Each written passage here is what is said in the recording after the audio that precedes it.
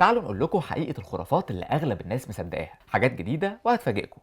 الخرافة الأولى: خد فيتامين سي عشان هيحميك من البرد. دي طبعا حاجة كلنا بنسمعها، بس الحقيقة إن الدراسات قالت فيتامين سي ملوش أي دور في علاج البرد، ممكن يساهم نسبة بسيطة في تقليل أيام التعب، بس عموما مش هيخفف البرد بالمعنى اللي أنت فاهمه. الخرافة التانية: الليمون والفاكهة الحمضية هتبيض لك سنانك. الكلام ده مش حقيقي خالص، بالعكس الحمضيات ممكن تسبب تآكل الأسنان، مع الوقت كمان ممكن تعمل تسوس. الخرافة التالتة: ما ينفعش ناكل عسل بمعلقة معدن عشان بيتفاعلوا مع بعض. والحقيقة ان المعلقة يا دوب بتقعد ثواني وانت بتاخدها، مفيش اي تفاعل، بس فعلا ممكن يحصل التفاعل ده لو سبت المعلقة جوه العسل مدة طويلة قوي، سنة مثلا.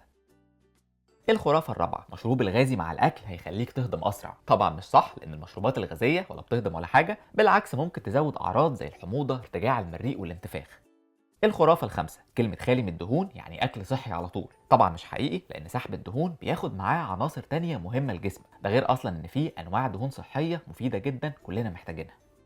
الخرافة السادسة: ما تبلعش اللبان عشان هيفضل في معدتك مش هيتهضم. اللبان مفيش انزيمات بتعرف تهضمه، بس المعدة بتتخلص منه عادي، ما بيفضلش فيها ولا حاجة.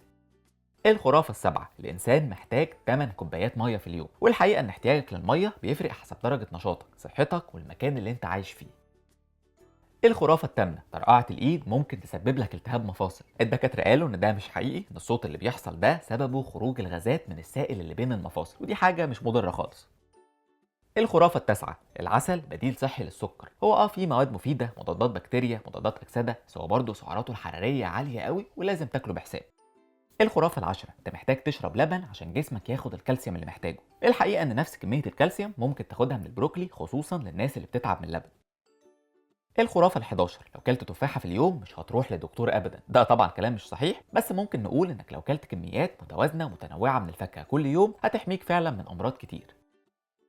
الخرافة ال12: ما تاكلش فاكهة بعد الوجبة على طول عشان معدتك مش هتمتص الفيتامينات. بالعكس الامعاء بتقدر تمتص كمية كبيرة من الفيتامينات حتى لو كانت ورا بعض. الخرافة ال 13: الفلفل الأحمر والخل بيحرقوا الدهون. للأسف علميا مفيش أكل بيحرق الدهون، ممكن يساعد على نقص الوزن لو مليان بروتين وألياف، ممكن يبطئ الهضم، بس يحرق دي مش حقيقة خالص. الخرافة ال 14: الخضار المجمد مش صحي زي الفريش. المعلومة غلط، لأن الخضار ما بيفقدش قيمته الغذائية في التجميد، بل إن بعض الأنواع بتبقى أفيد كمان. الخرافة ال 15: الموز أكتر نوع فاكهة فيه بوتاسيوم. المعلومة مش حقيقية، لأن فيه حاجات زي الكيوي مثلا كمية البوتاسيوم اللي فيه أكتر من الموز.